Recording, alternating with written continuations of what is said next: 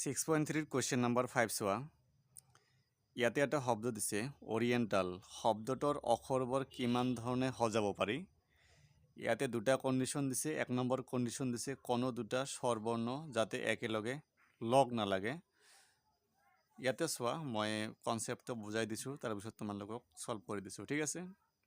ইয়াতে শব্দটো দিছে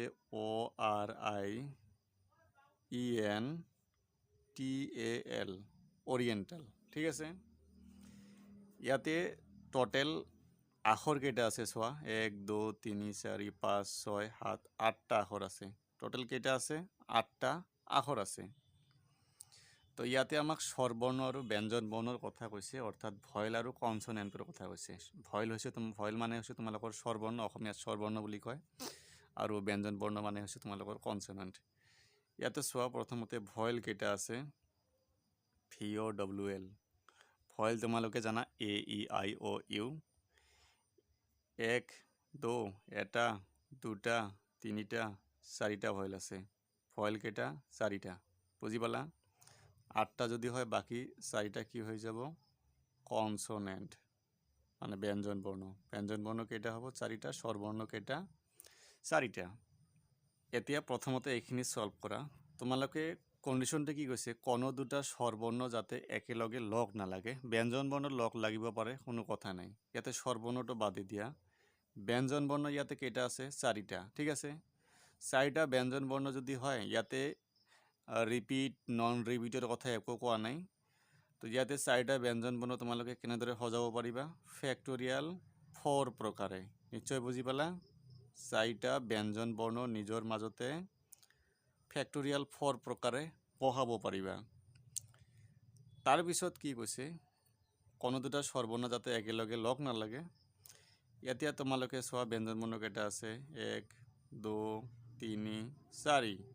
মই CC লিখিছোঁ, মানে ব্যঞ্জন বৰ্ণ কনসনেণ্ট, ঠিক আছে। এতিয়া দুটা যাতে একেলগে লগ নালাগে, এতিয়া আমি মাজে মাজে কি ভৰাই দিম? স্বৰবৰ্ণ ভৰাই দিম।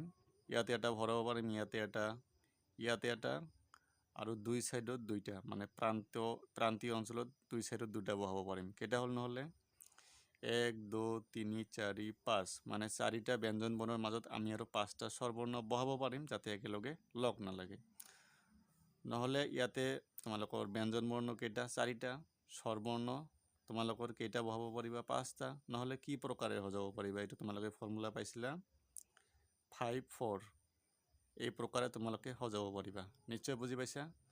তো এতিয়া তোমালোকে এইটো আৰু এইটোৰ মাল্টিপ্লাই কৰি দিয়া, ফেক্টৰিয়েল 4 ইনটু তোমালোকৰ P54। এই দুটা মাল্টিপ্লাই কৰি দিলে, পূৰণ কৰি দিলে যিমান আহিব সেইটোৱে তোমালোকৰ এনচাৰ, মানে সিমানটাই হ'ব, মানে মুঠ বিন্যাসটো। মই তোমালোকক কৰি দেখুৱাই দিছোঁ। ইয়াতে তোমালোকে এনেদৰে লিখিবা, অৰিয়েণ্টাল শব্দত থকা মুঠ অক্ষৰ 8টা, ইয়াৰে স্বৰবৰ্ণ 4টা, ব্যঞ্জন বৰ্ণ 4টা। 4টা ব্যঞ্জন বৰ্ণ নিজৰ মাজত সজাব পাৰি ফেক্টৰিয়েল 4 প্ৰকাৰে। তাৰপিছত এনেকৈ লিখিবা, এতিয়া 4টা ব্যঞ্জন বৰ্ণৰ মাজত আৰু প্ৰান্তীয় স্থানত স্বৰবৰ্ণৰ স্থান আছে কেইটা? 5টা। অলপ আগতে পালা, মাজত 3টা, দুই সাইডত 2টা, টোটেল হৈ যাব 5টা। 5টা স্থানত 4টা স্বৰবৰ্ণ সজাব পাৰি P54 প্ৰকাৰে। মুঠ বিন্যাস কিমান হৈ যাব? ফেক্টৰিয়েল 4 পূৰণ P54। ফেক্টৰিয়েল 4 মানে কি? 4 × 3 × 2 × 1। তাৰপিছত এইটো তোমালোকে কেনেদৰে লিখিব পাৰা? ফেক্টৰিয়েল 5 বাই ফেক্টৰিয়েল 5 - 4 পাইছে এইবিলাক আগতে। এইটো মাল্টিপ্লাই কৰিলে কিমান আহিব? 24। এইটো চোৱা, তোমালোকৰ 5 হৈছে, 5ৰ পৰা 4 মাইনাছ কৰিলে ফেক্টৰিয়েল 1 24, আৰু ফেক্টৰিয়েল 5 মানে কিমান? 120। গোটেইকেইটা মাল্টিপ্লাই কৰিলে 2880টা আহিব, ঠিক আছে। নিশ্চয় বুজি পালা? এতিয়া মই ছেকেণ্ডটো সলভ কৰি দিছোঁ। ছেকেণ্ড কণ্ডিশ্যনত কি কৈছে? ব্যঞ্জন বৰ্ণ আৰু স্বৰবৰ্ণবোৰ এটাৰ পিছত এটাকৈ বহিব লাগিব। এটা স্বৰবৰ্ণ, এটা ব্যঞ্জন বৰ্ণ, এটা স্বৰবৰ্ণ, এটা ব্যঞ্জন বৰ্ণ, নাইবা এটা ব্যঞ্জন বৰ্ণ, এটা স্বৰবৰ্ণ, এনেদৰে বহাব দিছে। এইটো একেবাৰে ইজি হয়। তোমালোকে টোটেল কেইটা আছিল? অৰিয়েণ্টাল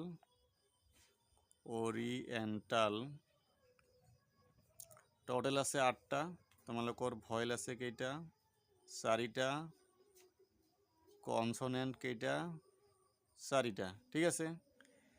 এতিয়া 8টা তোমালোকে বহা এনেকৈ, কনসনেণ্ট ভয়েল, কনসনেণ্ট ভয়েল, কনসনেণ্ট ভয়েল, কনসনেণ্ট ভয়েল, ঠিক আছে। এনেদৰে বহাব পাৰিবা। নাইবা ইয়াৰ বিপৰীত ফালে যদি বহা, ভয়েল কনসনেণ্ট এনেকৈ আহিব ঠিক আছে। এই দুই প্ৰকাৰে সজাব পাৰিবা। আমাক যিহেতু কোৱা নাই যে কনসনেণ্টৰ পিছত ভয়েল বহিব লাগিব বা ভয়েলৰ পিছত কনসনেণ্ট বহিব লাগিব। এতিয়া ইয়াৰে ভ্যালু যিমান হ'ব আৰু ইয়াৰে ভ্যালু যিমান হ'ব আমি প্লাস কৰি দিম। ইয়াতে চাবা কনসনেণ্ট কেইটা আছে 4টা, নহ'লে কিমান প্ৰকাৰে সজাব পাৰিবা ফেক্টৰিয়েল 4। ভয়েল কেইটা আছে 1 2 3 4 ফেক্টৰিয়েল 4 প্ৰকাৰে সজাব পাৰিবা। ঠিক একেদৰে ইফালে ফেক্টৰিয়েল 4 ইনটু ফেক্টৰিয়েল 4 এই গোটেইকেইটা মাল্টিপ্লাই কৰি প্লাস কৰি দিবা ঠিক আছে। প্লাস কৰিলে যিমান আহিব সেইটোৱে হ'ব তোমালোকৰ এনসাৰ। এনেদৰে লিখিবা অৰিয়েণ্টাল শব্দত থকা মুঠ অক্ষৰ 8টা আগৰ নিচিনা ইয়াৰ স্বৰবৰ্ণ 4টা ব্যঞ্জন বৰ্ণ 4টা। এতিয়া যদি ব্যঞ্জন বৰ্ণ আৰু স্বৰবৰ্ণবোৰ এটাৰ পিছত এটাকৈ বহে তেন্তে অক্ষৰবোৰ সজাব পাৰি এনেকুৱা। বুজি পাইছে নিশ্চয়। এইটো মই দিছোঁ এক্সাম্পল CB মানে কনসনেণ্ট ভয়েল অৰ VC মানে ভয়েল কনসনেণ্ট বুজি পাইছে নিশ্চয়। তো ইয়াতে 4টা আছে কনসনেণ্ট, ইয়াতে 4টা ভয়েল মানে ফেক্টৰিয়েল 4 প্ৰকাৰে সজাব পাৰিব। 4 × 4 প্লাস ফেক্টৰিয়েল 4 × 4 ফেক্টৰিয়েল 4 মানে তোমালোকৰ 24 ফেক্টৰিয়েল 4 মানে 24 এই গোটেইকেইটা প্লাস কৰি কিমান আহিব 1152টা টোটেল মানে 52 ধৰণে সজাব পাৰিবা। এইটোৱে আছিল তোমালোকৰ এনসাৰ। 5ৰ 1 2 সলভ হৈ গ'ল। ইয়াৰ পিছত বাকি কি আছে চাও। কোৱেশ্চন নম্বৰ 6 হোৱা পলিহেড্ৰা শব্দটোৰ অক্ষৰকেইটাৰে কিমানটা শব্দ গঠন কৰিব পাৰি যদিহে দুইটা কণ্ডিশ্যন দিছে। 1 নম্বৰ কণ্ডিশ্যনত কৈছে স্বৰবৰ্ণকেইটা একেলগে নাথাকে আগৰ নিচিনাই 5 নম্বৰত যে কৰিলা। 1 নম্বৰত কৈছে স্বৰবৰ্ণকেইটা একেলগে নাথাকে। শব্দটো কি কৈছে পলিহেড্ৰা। ইয়াতে টোটেল কেইটা আছে হিসাব কৰা 1 2 3 4 5 6 7 8 কটা আছে ইয়াতে 9টা আছে টোটেল আখৰ আছে 9টা। স্বৰবৰ্ণ আৰু ব্যঞ্জন বৰ্ণৰ কথা কৈছে। স্বৰবৰ্ণ ব্যঞ্জন বৰ্ণ কেইটা আছে চোৱা মানে ভয়েল কেইটা আছে ও আছে ই আছে এ আছে মানে 3টা আছে তোমালোকৰ ভয়েল। বাকি 6টা কি হৈ যাব কনসনেণ্ট হৈ যাব 6টা। নিশ্চয় বুজি পাইছা। তো এতিয়া তোমালোকে চোৱা ইয়াতে টোটেল আছে 9টা ঠিক আছে। 9টা আখৰক তোমালোকে যদি সজোৱা কি ধৰণে সজাব পাৰিবা ফেক্টৰিয়েল 9 প্ৰকাৰে সজাব পাৰিবা ঠিক আছে। এইটো তোমালোকে ফেক্টৰিয়েল 9 প্ৰকাৰে সজাব পাৰিবা। কিন্তু ইয়াতে চাবা ইয়াতে স্বৰবৰ্ণ ব্যঞ্জন বৰ্ণ একেলগে আছে ঠিক আছে। আমাক কণ্ডিশ্যনত কৈছে স্বৰবৰ্ণকেইটা যাতে একেলগে নাথাকে। এতিয়া ইয়াতে স্বৰবৰ্ণ কি আছে চোৱা তোমালোকৰ আছে ও আছে তাৰপিছত ই আছে এ আছে। নিশ্চয় বুজি পালা। এই 3টা আছে তোমালোকৰ স্বৰবৰ্ণ। বাকি কনসনেণ্ট কি থাকি যাব তোমালোকৰ পি থাকিব এল থাকিব ওয়াই থাকিব এইচ থাকিব ডি থাকিব আর থাকিব। ইয়াতে 3টা হলে ইয়াতে কেইটা হৈ যাব 6টা। এই 6টা তোমালোকে কেই প্ৰকাৰে সজাব পাৰিবা মানে একেলগে থকা কেইটাৰ পৰা মানে যি বাদ দিলে মানে একেলগে ইয়াতে চাবা স্বৰবৰ্ণ ব্যঞ্জন বৰ্ণ একেলগে আছে। ইয়াৰ পৰা 9টা আছে ঠিক আছে ফেক্টৰিয়েল 9 প্ৰকাৰে আছে। ইয়াৰ পৰা নথকা কেইটা বাদ দিলে তোমালোকৰ এনসাৰটো ওলাই যাব। ইয়াতে চোৱা এই 6টা তোমালোকে ইয়াতে কোনো ধৰণৰ স্বৰবৰ্ণ নাই। এই 6টা ব্যঞ্জন বৰ্ণ তোমালোকে কি প্ৰকাৰৰ সজাব পাৰিবা ফেক্টৰিয়েল 6 প্ৰকাৰে।